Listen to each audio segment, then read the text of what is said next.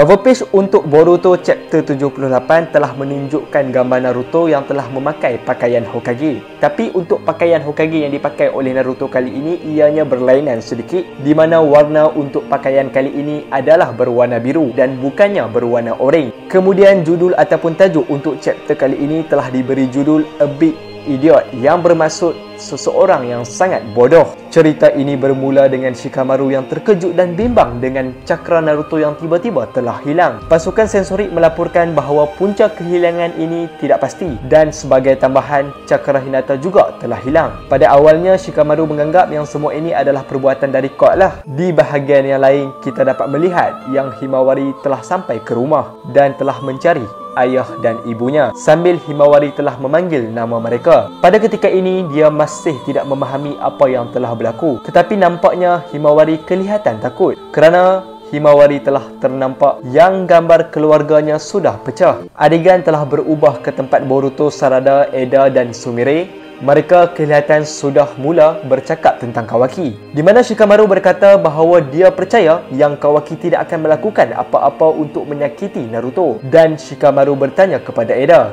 ada apa-apa tentang perkara itu yang Eda boleh lihat? Kemudian Eda menjawab tanpa keraguan dan dengan jelas, semua ini terjadi adalah disebabkan Kawaki.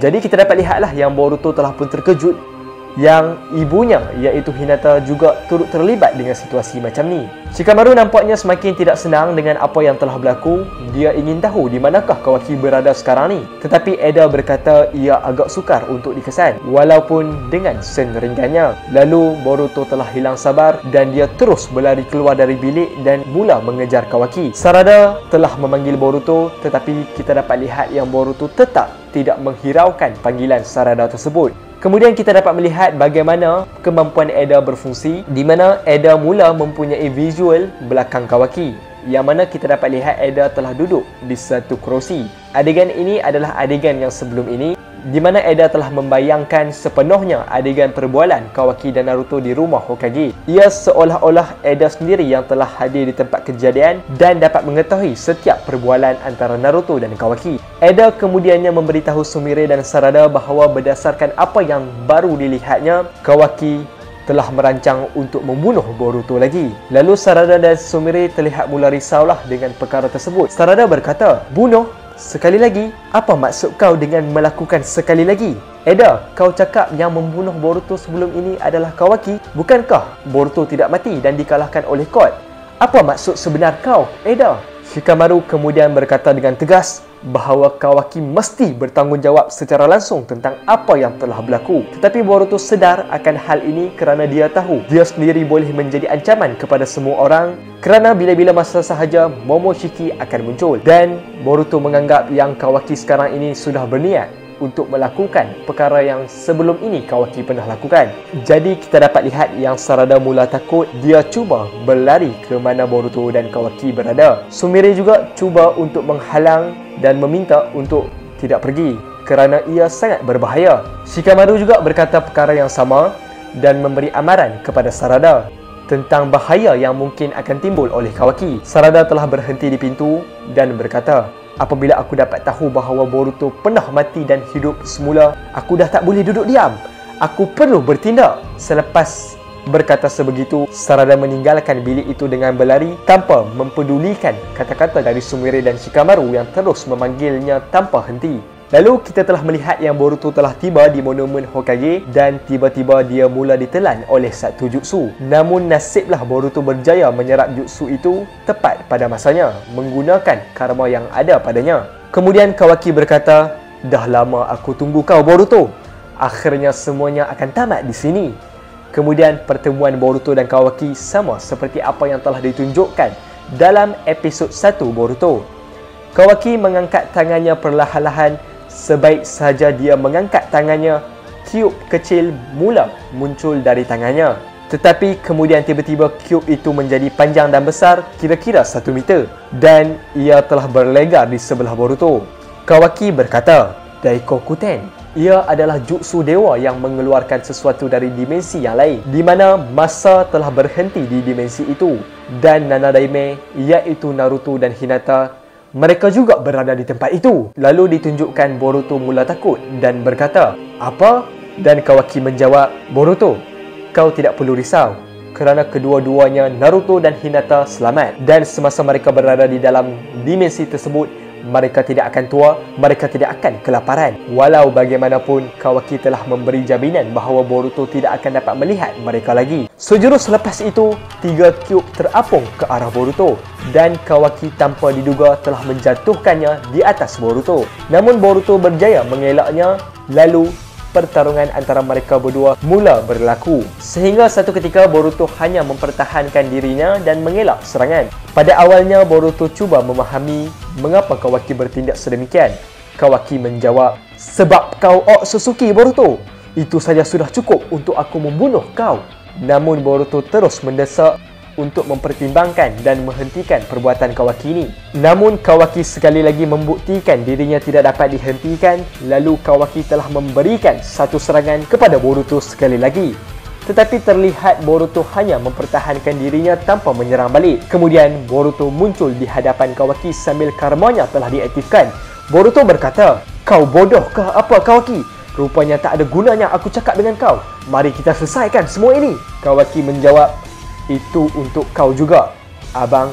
Adegan bertukar kepada Sai dan Amado. Amado nampaknya tidak percaya dengan perkara yang telah Kawaki lakukan. Mereka juga mengulas mengenai Kawaki yang mana tentunya sukar untuk menghalang Kawaki dengan kekuatan yang ada pada Kawaki sekarang ni. Lalu, pertarungan antara Boruto dan Kawaki diteruskan apabila Boruto menggunakan serangan Raiton kepada Kawaki. Kawaki mengelak serangan tersebut dengan menjadi lebih kecil dan kemudian dia telah muncul di sebelah Boruto dan dia terus mendendang muka Boruto. Ketika Kawaki hendak memberikan serangan yang seterusnya, tiba-tiba Sarada telah pun muncul. Sarada telah berkata, "Kenapa dengan kau ni, Kawaki? Apa yang kau mahukan sebenarnya?" Kawaki menjawab, "Aku tidak akan mengatakan ini lagi. Jika kau ganggu aku, Sarada, kau akan mati." Lalu Sarada terlihat terkejut dengan kelakuan Kawaki. Tetapi Boruto sebaliknya telah memberitahu Sarada untuk melarikan diri kerana Kawaki sudah tidak boleh dikawal lagi. Lalu Sarada terus meluncur ke bawah batu dan berdiri bersemuka dengan Kawaki. Sarada berkata, "Dengan kau bertindak sebegini, Kawaki, aku tidak boleh membiarkan ini kerana aku akan menjadi Hokage di masa depan." Kemudian Kawaki berjalan perlahan-lahan ke arah Sarada dan berkata, "Seperti yang dijangkakan, ninja seperti kau memang ditakdirkan untuk mati awal." Semasa Kawaki menghabiskan ayat itu, dia telah menggunakan lengan palsunya dan membentuk senjata seperti pedang. Semasa Kawaki hendak menyerang Sarada, tiba-tiba Boruto telah melompat untuk menyelamatkan Sarada. Tetapi ternyata Boruto lah yang telah menerima serangan dari Kawaki tersebut. Sarada berkata, "Boruto, mata kau!" Tetapi Boruto nampaknya tidak mempedulikan matanya, tetapi sebaliknya, dia tetap menggesa Sarada untuk melarikan diri. Kerana Boruto sekarang ini sangat percaya yang Kawaki sangat serius untuk membunuh Boruto. Dan Kawaki juga akan membunuh sesiapa sahaja yang menghalangnya. Namun, Sarada nampaknya lebih mengambil berat tentang Boruto kerana dia baru sahaja mengalami kecederaan yang besar.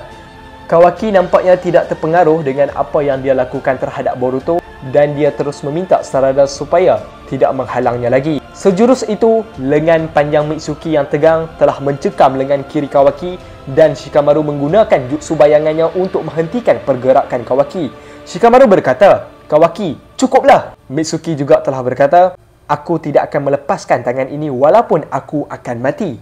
Namun secara tiba-tiba akhirnya Uchiha Sasuke telah pun muncul dan dengan segera terus menghalalkan pedangnya di leher Kawaki.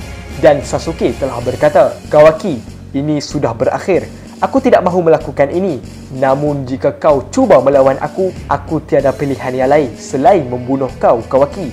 Oleh kerana itu, Shikamaru telah menghentikan pergerakan Kawaki. Dia terus bertanya kepada Kawaki, mengapa Kawaki melakukan semua ini? Dia ingin tahu apa yang Kawaki lakukan terhadap Naruto dan Hinata. Kawaki menjawab yang mereka tidak perlu risau kerana apa yang dilakukan ini adalah untuk desa Konoha dan Naruto. Perbualan Shikamaru dan Kawaki berakhir dengan Kawaki mengatakan yang dia tidak mengharapkan untuk Shikamaru untuk memahami keadaan tersebut. Kemudian panel menunjukkan Boruto dengan mata kanannya perlahan-lahan terbuka dan munculnya Byakugan. Dan ini petanda Momoshiki telah mengambil alih tubuh Boruto. Semua orang terlihat terkejut, terutamanya Kawaki.